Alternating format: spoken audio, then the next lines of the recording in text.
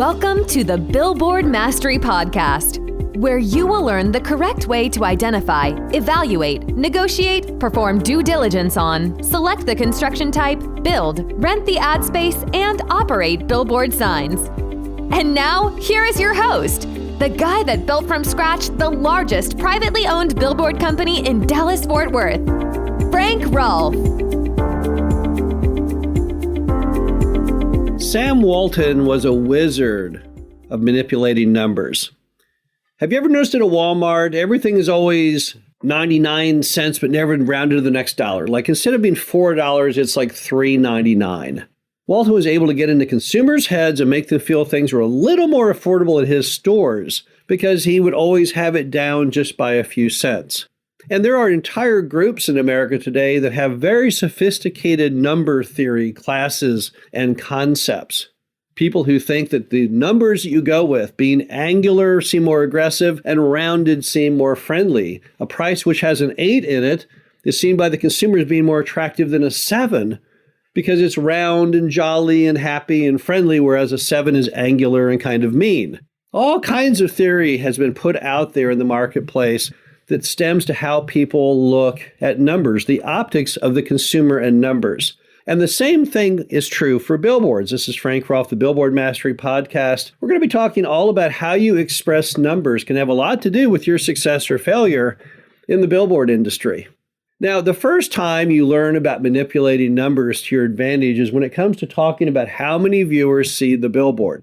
Let's say you've got a billboard that you bought or that you're building, and it's on a highway and it has 30,000 viewers a day. So 30,000 people drive by that every day. Now remember, that number itself is a little misleading because the way they measure those kinds of numbers is by using traffic count. So the traffic count will tell you basically how many tires go over the little metering device in a 24-hour period. And then they'll extrapolate that and say, okay, well, if that many axles, we'll assume there was 2 axles on every car, although you know 18-wheelers have many more axles than that. And then there's an average of 2 people in the car. Yeah, that's how we'll come up with that number. So the number 30,000 in this case is itself a little manipulative. No one knows for sure you've got 30,000 viewers. But would you rather express that to the potential advertiser as 30,000 viewers a day? Or would you be better off saying 900,000 viewers a month? That sounds a whole lot more impressive. So now when you're out running the billboard, you want to say, yeah, I'm running this billboard and it's $500 a month and it reaches 30,000 people a day. Or would you rather say, this billboard's $500 a month and it reaches 900,000 people a month? Well, that clearly sounds more impressive. So when it comes to manipulating billboard numbers, when you're trying to rent ad space, as far as the number of viewers who see it, you want to go big.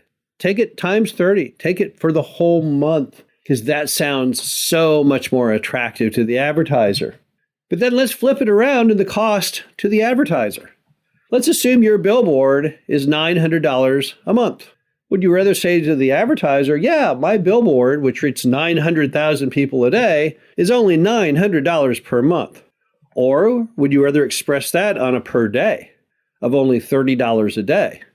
Let's say that you've got a hotel and your hotel charges $129 a night. Which sounds more attractive to you? Having to get one customer every 4 nights to break even? Or having to get, a whole big block of rooms to reach that $900 tag? So typically what we want to do when we're talking about how much billboards cost is, rather than express that in a monthly variation, we want to knock that back down to how much it is each day. You'll see if you look at ads, even people who charter jets, very expensive jets, they try and explain how much it costs per minute. Have you ever noticed that? You can fly from Los Angeles to New York in a Learjet for only $3.10 a minute. Well, $3.10 a minute can get to be kind of pricey if you multiply that times the minutes to the hours and to the total number of hours. But that's why people express things that way, is it makes them seem much more affordable. Anyone would say, well, gosh, I've got $5 in my pocket. I can buy 2 minutes of that Learjet ride. Now, finally, when you're out there trying to build the sign or buy the sign and talking to the property owner about their ground rent, you have the same issue once again. Let's assume the ground rent for the billboard has a base of $400 a month. Should we express that in daily? I don't know. Let's think about that. If it's $400 a month, how much is that? Let's think about $13 a day. That doesn't sound very impressive.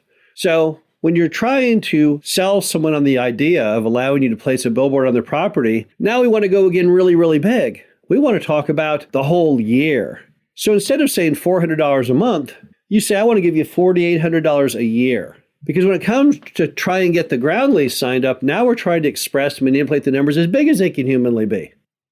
Now, unlike how many views you have a month, it'd be crazy to say, yeah, well, this sign is seen by 10 million people a year when you're trying to rent the ad space. That's why that one typically is done by the month. The example we gave you, instead of 30,000 a day, it would be 900,000 viewers a month.